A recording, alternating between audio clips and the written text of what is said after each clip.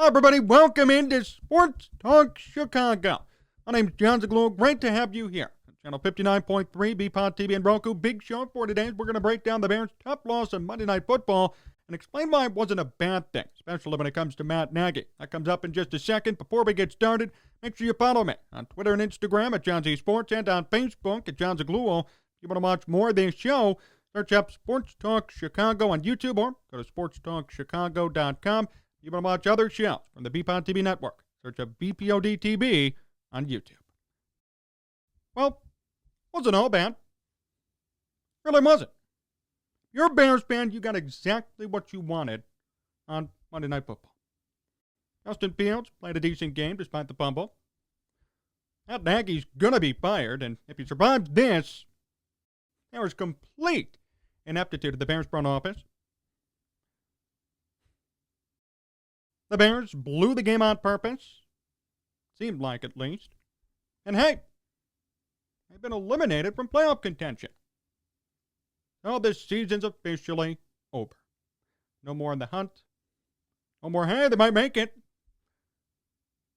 No more, maybe they'll sneak in. No, it's over. That's it. And there was no better way to be eliminated than that game last night. For those of you who maybe thought there'd be a chance for them to get in, last night was not a playoff game.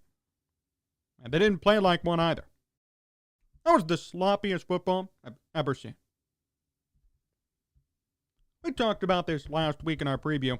The Vikings, 25th best defense in the NFL. Giving up 23, 24 points a game. The Bears scored 3.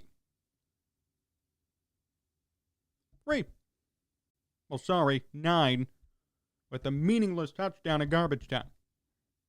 Really, 3.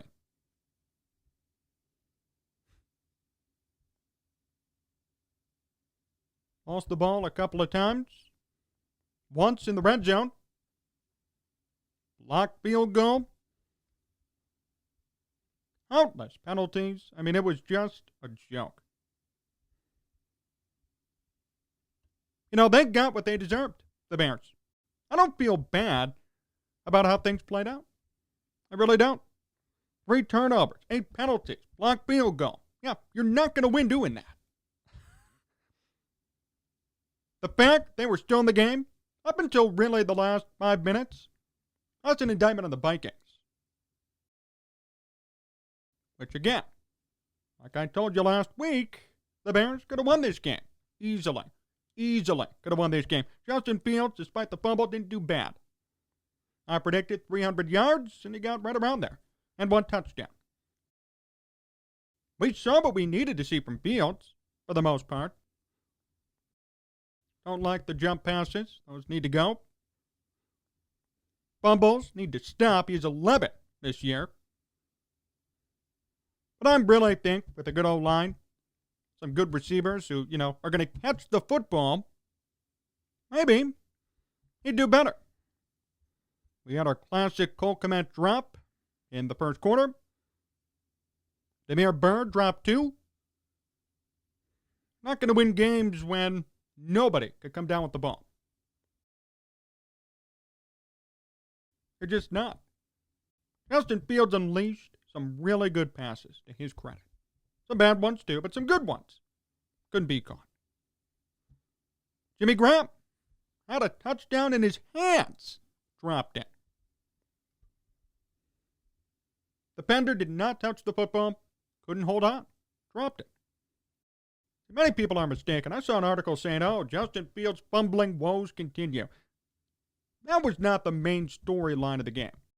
I do agree Justin Fields needs to hold on to the football, but that one fumble has nothing to do really with the end result. Montgomery fumbled in the red zone. That's a more critical fumble. What about all the passes dropped? What about not scoring after blocking a punt? The Bears were at the 30, didn't score a point. Not even one. All they needed to do was drive 30 yards, couldn't do it. What about the blocked field goal? What about all the penalties from Teven Jenkins? We'll talk about him in a second, too. I'm writing up storylines for the game. Those are my storylines. Not, oh, Justin Fields' fumbling woes continue. Yeah, he had a fumble. Yeah, he was 11. Not good, but that didn't determine the end result of the game. It just didn't. If you think it did, you're a Fields hater. There was a fumble inside the red zone. David Montgomery.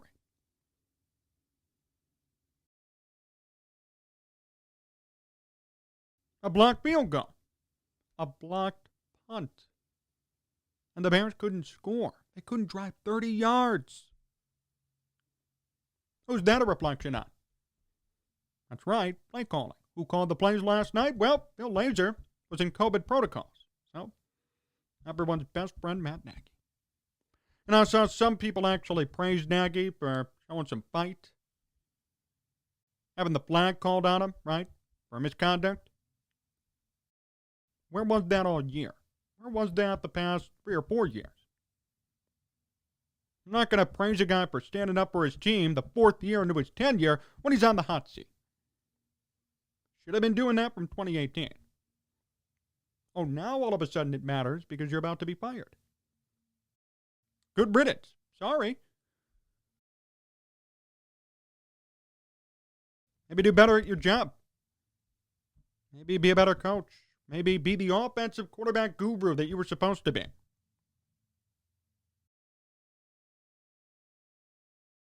I can't stand how people just flip-flop on this. Matt Nagy deserves to go.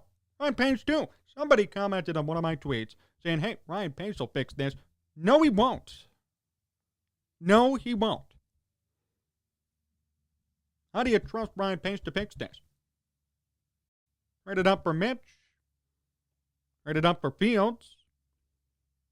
Many bust picks.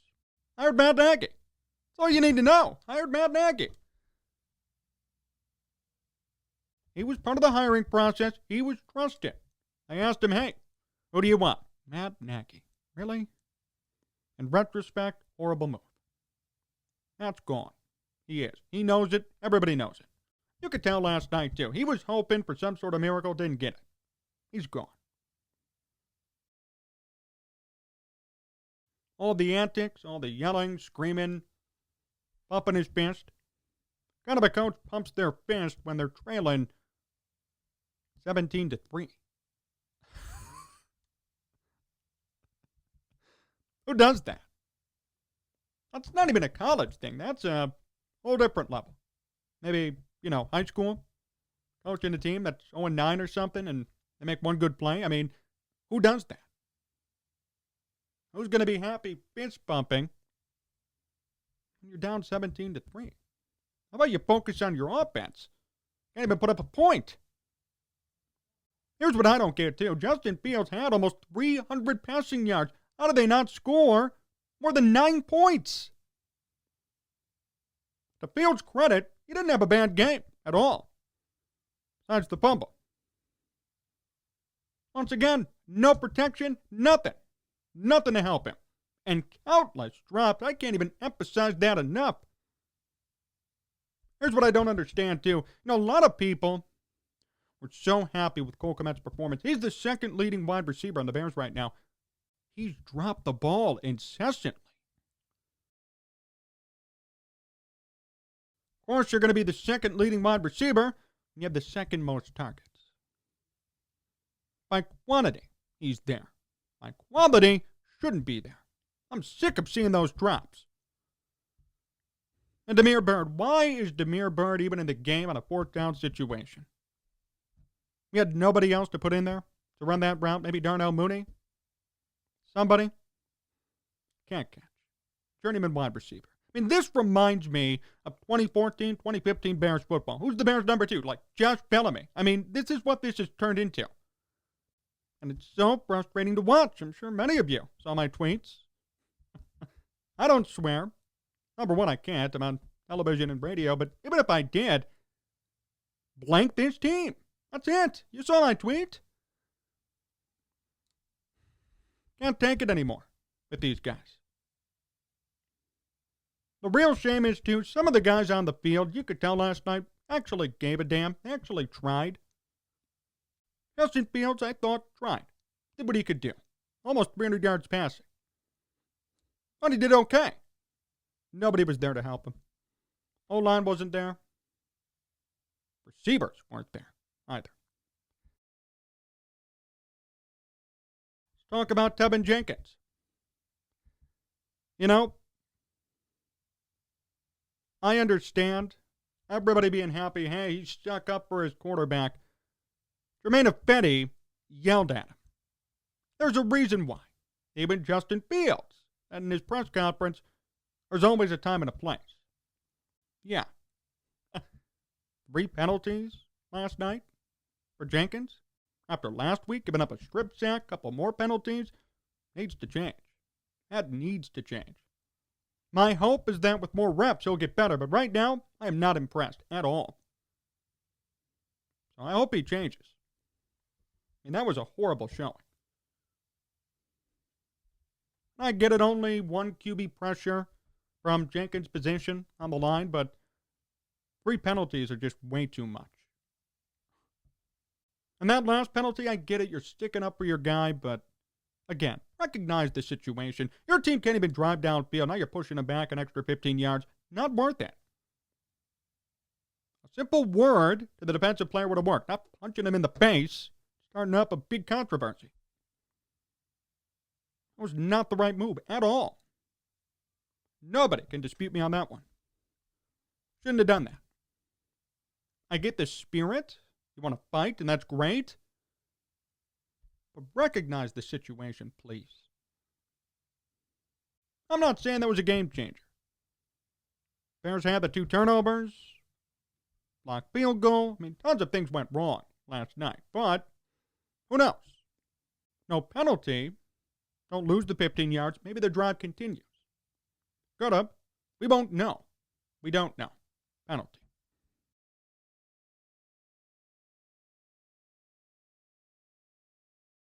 Here's a tweet from Dan Wiederer, friend of the program. Wow. I mean, wow. Bears take over at the +30 after a tip punt and go for an out, including massive confusion on the 4th and 1 play. Massive confusion. Thank you. And that was that play where Justin Fields tried to run and nobody was open and he got hit. And we're at the 30. You know why the Bears did real well in 2018? They took advantage of short fields. Remember, they had like 30 takeaways defensively. And Mitch Trubisky, like it or not, did great when the field was short. Any quarterback could. They can't even do that now. That's an indictment on the whole offense, because as we saw, Fields threw some nice passes. Not his fault. He has second-rate, third-rate wide receivers out there trying to catch for him.